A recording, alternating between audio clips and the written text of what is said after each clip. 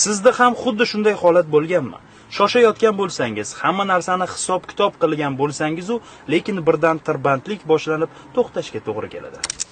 Hayot ham shunday. Biz nimanidir rejalashtiramiz, unga intilamiz, lekin ba'zida sharoit sabab to'xtashga to'g'ri keladi. Bu vaziyatda eng muhimi siz g'azablanasizmi yoki sharoitni qabul qilasiz? Chunki tirbandlik bu to'siq emas, balki imkoniyat. Imkoniyat ozgina to'xtashga, dam olishga, atrofga nazar tashlashga, o'ylashga.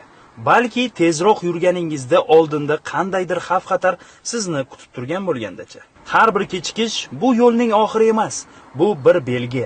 Biroz sekinlashish, fikrlarni tartibga keltirish va keyin ishonch bilan yo'lda davom etish kerakligini bildiradi. Hayot bu poyga emas, tezlik emas, muhimi to'g'ri yo'nalishda harakat qilishdir.